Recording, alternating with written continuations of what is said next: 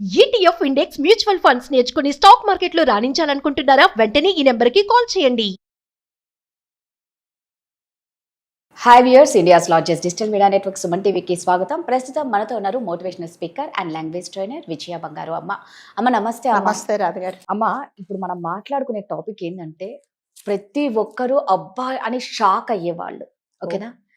ఆ విషయం అయితే ఇది ఎక్కడంటే రాజస్థాన్లో జరిగిన విషయం గురించి ప్రజెంట్ మనం మాట్లాడుకుంటున్నాం. అందులో మామూలుగా ఎవరైనా ఒక సివిల్స్లో ఒక కలెక్టర్గా అవ్వాలి ఐఏఎస్ అంటే ఎన్ని అటెంప్ట్స్ చేయాలో మీకు తెలుసు, అంత ఈజీ కాదు. అలాంటి ఈ రాజస్థాన్లో ఈ ఫ్యామిలీలో ముగ్గురు ఆడపిల్లలకి అక్కా చెల్లెళ్ళు కమల, గీత, మమత, వీళ్ళ ముగ్గురు కూడా సెలెక్ట్ అయ్యారమ్మా. ముగ్గురు. అందులో విచిత్రమైన ఏంటంటే వీళ్ళు రజక బిడ్డలు. ఫాదర్ లేరు, ఒక సింగిల్ పేరెంట్, ఒక తల్లి. ఇంత బంగారు తల్లులను, ముగ్గురు తల్లులను వాళ్ళు కూలీ నాలి పని చేసుకుంటూ, దినసరి కూలీ అమ్మ తల్లి, అవును, అంత కూలీ నాలి చేసుకుంటూ ముగ్గురు పిల్లల్ని చదివి పోషించి ఈ రోజు ఒకే ఇంట్లో ముగ్గురు కలెక్టర్ అమ్మలు అంటే అసలు విననికి మనం ఆడవాళ్ళగా ఉన్నందుకు ఫస్ట్ ఆఫ్ ఆల్ మనకు ఒక ప్రౌడ్ ఫీలింగ్ అవుతుంది కదా. మరి అంతే. సో మీరు అన్న న్యూస్ నిజంగానే ప్రతి ఒక్కరికి మనం షేర్ చేయాల్సిన బాధ్యత ఉందండి. ప్రతి ఒక్కరు ఈ అమ్మాయిని చూసి మనం నిజంగా ఇంప్రెస్ అవ్వాలి. మరి ముఖ్యంగా మనం మెచ్చుకోవాల్సిన తల్లిని. అంటే మీరు అన్నట్టుగా తండ్రి లేకపోయినా కూడా, దినసరి కూలి అయినా కూడా పిల్లలను ఏమాత్రము తన పేదరికాన్ని కానీ, తన తండ్రి లేదు నేను ఒక సింగిల్ పేరెంట్ను అనేది అట్లాంటి మైనస్ పాయింట్స్ అన్ని లేకుండా పిల్లలను ఒక మంచి మార్గంలో నడిపించి, ఆ పిల్లలు కూడా ఇక్కడ మనం చెప్పుకోవాల్సింది ఏంటంటే, అంటే ఆ పిల్లలు కూడా తల్లి కష్టాన్ని గుర్తించి వాళ్ళ గోల్ ఏముందో చిన్న చిన్న వాటికి వెళ్ళలేదు. అంటే ఐఏఎస్ఎల్ అంటే జనరల్గా చాలా మంచి ఉన్నత కుటుంబంలో వాళ్ళు, తండ్రి ఐఏఎస్ ఉంటాడు, వాళ్ళ ఇంట్లో అందరు చాలా మంది కలెక్టర్స్ ఉంటారు, అలాంటి వాళ్ళే అవుతారు. కానీ మీరు అన్నట్టుగా ఇందులో అసలు ఏమీ లేకుండా, అంటే ఆవిడ దినసరి కూలి అంటే దాదాపు చదువుకోకపోయే, తండ్రి లేడు అంటే కుటుంబ బాధ్యత అంట తనదే, ప్లస్ దినసరి కూలి అంటే మీకు తెలుసు మరి ముఖ్యంగా ఈ వేజెస్ ఎలా ఉంటుందంటే లేడీస్కి తక్కువ, జెంట్స్కి ఎక్కువ అనేది కూడా చాలా మటుకు ఉంటుంది.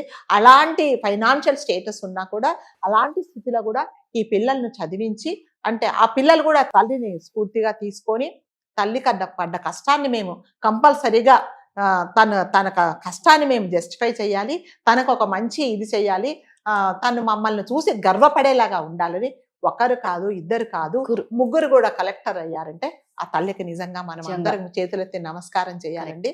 అన్ని ఉన్నా కూడా, అన్ని చేతికి కాళ్ళ దగ్గరికి తీసుకొచ్చి ఇచ్చినా కూడా పిల్లలు చదువుకోకుండా పిచ్చి పిచ్చి పనులు చేస్తూ పెడదారులు పట్టే పిల్లల్ని మనం ఎంతమందినో చూసాము.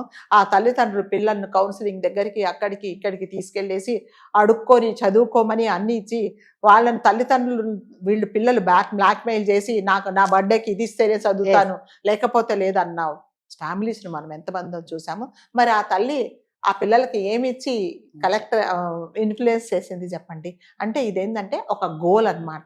ఆ పిల్లలు ఒకటే అనుకున్నారు, నా తల్లి చాలా కష్టపడుతున్నది, సో ఈమె మమ్మల్ని చూసి గర్వంగా తల ఎత్తుకుండేలాగా మేము చెయ్యాలి తప్ప అంటే ఈ పేదరికాన్ని, తను సింగిల్ పేరెంట్ అనే ఈ కారణాలు చూపించి తను ఇంకా కుంగిపోకుండా ఉండాలి. సో మేమందరం మమ్మల్ని చూసి తను గర్వపడి ఈ సమాజంలో ఇదిగో ఈమె మహాతల్లి అనేలాగా అనిపించాలనేసి ఆ ముగ్గురు కలెక్టర్లు అయ్యారండి. నిజంగా ఆ తల్లికి మనం ఎన్నిసార్లు దండం పెట్టినా కూడా చాలా తక్కువ. సో మనం అందరము మరి ముఖ్యంగా ఈ కాలంలో పిల్లలు, మరి ముఖ్యంగా వాళ్ళ నుంచి మీరు నేర్చుకోవాల్సింది ఏంటంటే, వాళ్ళు అంత కష్టపడి అంత పేదరికంలో ఉండి కూడా కలెక్టర్ అవ్వడం అనేది చాలా కష్టమైన ఇదండి. మీరు అంటే 24 అవర్స్లో ఒక 1 అవర్ కూడా మీ మైండ్ డైవర్ట్ చేసుకోకుండా మీరు చాలా కాన్సన్ట్రేషన్ ఉంటేనే తప్ప మీరు ఒక కలెక్టర్ అవ్వరు. అలాంటిది వాళ్ళు నిజంగా వాళ్ళ ఉండే పరిస్థితులు మీకు తెలుసు. దినసరి కూలి అంటే వాళ్ళ చుట్టుపక్కల ఎలా ఉంటుంది, వాళ్ళ ఇంటి వాతావరణం ఎలా ఉంటుంది, వాళ్ళ సర్కిల్ ఎలా ఉంటుంది, వాళ్ళ ఇంటి పరిస్థితులు ఎలా ఉంటుంది, వాళ్ళ ఫైనాన్షియల్ స్టేటస్ ఏముంటుంది, కనీసం వాళ్ళు ఎగ్జామ్ రాయడానికి కూడా మంచి బట్టలు వేసుకొని వెళ్లే పరిస్థితిలో ఉన్నారా? దట్టు అమ్మాయిలు, ముగ్గురు ఆడపిల్లలు, బుక్స్ కొనుక్కునే లేదు. అలాంటిది వాళ్ళు చదువుకొని ఇవాళ మనం అందరము మనకి ఇంత అనుకుంటుంటేనే ఇంత గర్వంగా ఉంది. ఇంకా తల్లికి నిజంగానే ఎంత గర్వంగా ఉంటుందండి. సో అందరు పిల్లలు నేర్చుకోవాల్సింది ఏంటంటే అట్లాంటిది మీరు ఇన్స్పైరింగ్ గా తీసుకోండి. అంతేగాని ఇదిగో పలానాళ్ళకి కారు ఉంది, పలానాడు వాళ్ళ అమ్మ ఇది కొనిచ్చింది, పలానాడికి బైక్ ఉంది, పలానాడికి ఐఫోన్ ఉంది, నాకు కొనిస్తేనే కాలేజీకి వెళ్తా, కాలేజీకి వెళ్ళాలంటే నాకు బైక్ కొనియట్లేదని చాలా మంది, అంటే ఇట్లాంటి పరిస్థితిలో ఉన్న మన ఇళ్లలో పనిచేసే పిల్లలు కూడా తల్లిదండ్రులను పిల్లలు బ్లాక్మెయిల్ చేసి ఇలా చేస్తున్నారు. మరి మనము వాళ్ళ దగ్గర నుంచి ఏం నేర్చుకోవాలో చెప్పండి. సో అందరూ ఈ కాలంలో పిల్లలు కలెక్టరే అవ్వక్కర్లేదు, మీ జీవితంలో ఏముందో మీ తల్లిదండ్రులు గర్వపడి తల ఎత్తుకుండేలాగా మీరు చేస్తే మీరు తల్లిదండ్రులకు అంతకంటే రుణం తీర్చుకోవాల్సినది అయితే ఏమీ ఉండదు. కాబట్టి ప్రతి ఒక్కరూ కష్టపడి తల్లిదండ్రుల కష్టం, ఆ ముగ్గురు అమ్మాయిలు కష్టపడి మరి ముఖ్యంగా తల్లి కష్టాన్ని గుర్తించి ఇవాళ సమాజంలో ఒక కలెక్టర్ అంటే మీకు తెలుసు ఎంత స్టేటస్ ఉంటుందో, ఎన్ని బరువు బాధ్యతలు ఉంటాయో, ఎంత ఆ కలెక్టర్కు ఎంత రెస్పెక్ట్ ఇస్తారో మనకు తెలియని విషయం కాదు. సో అలాంటిది ముగ్గురు ఇంట్లో ఒకరు కాదు ఇద్దరు కాదు ముగ్గురు కలెక్టర్లు ఉన్నారు అంటే అసలు నిజంగా దగ్గర అయితే మనం వెళ్ళి ఇద్దరు వెళ్ళి నిజంగానే నిజంగా నాకైతే అలాగే అనిపిస్తుంది.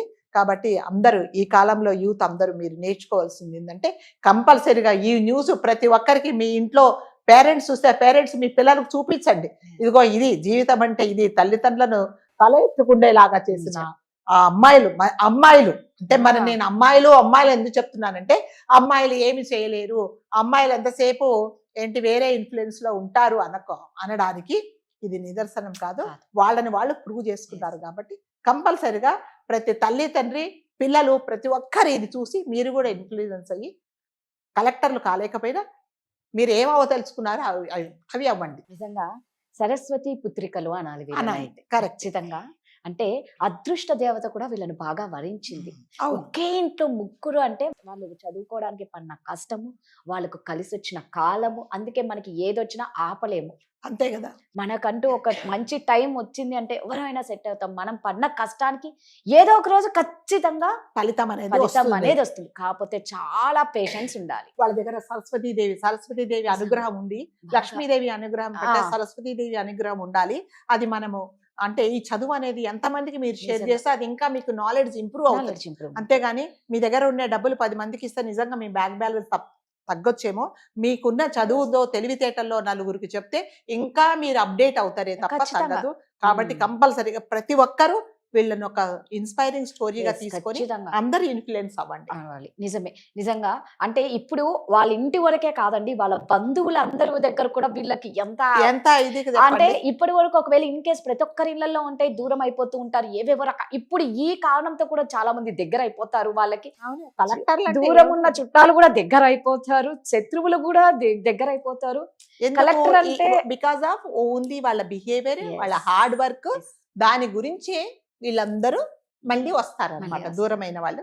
సో తల్లికి నిజంగానే మీరు అన్నట్టుగా మళ్ళీ నేను చెప్తున్నా, నిజంగా పక్కన అయితే మన ఇద్దరు వెళ్ళిపోయి కంపల్సరీగా మనం అంటే పర్సనల్ గా కలిసేవాళ్ళం, రాజస్థాన్ కాబట్టి మళ్ళీ ఆలోచించుకోవాలి మనం అంతే. సో నిజంగా అండి ప్రతి ఒక్కరికి ఇన్స్పిరేషన్ స్టోరీ వీళ్ళ ఫ్యామిలీ. నిజంగా ఇప్పుడున్న కాలంలో అమ్మ చెప్పినట్టు ప్రధానికి గొడవలు పడుతూ ఇంట్లో పేరెంట్స్తో మాకు అవి కొనిలే ఇది కొనిలని బండి కొని ఇచ్చిన వారు కూడా సూసైడ్ చేసుకున్న వాళ్ళు కూడా ఉన్నారు. నిజంగా మరి ఈ బిడ్డలకి ఏముందని అయినా వీళ్ళు ఈ రోజు వాళ్ళకు తినడానికి కూడా నిజంగా నాకు తెలిసి 2 పూట్ల అన్నం ఉండకపోవచ్చు. అలాంటి ఈ రోజు చూడండి వాళ్ళ కష్టానికి ప్రతిఫలం ఎక్కడా పోలేదు.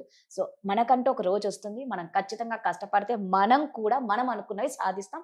కాకపోతే చాలా ఓపికగా ఉండండి, ఆ టైం వచ్చి. అంతే, డిసిప్లిన్, ఓపిక, రెండూను. Thank you.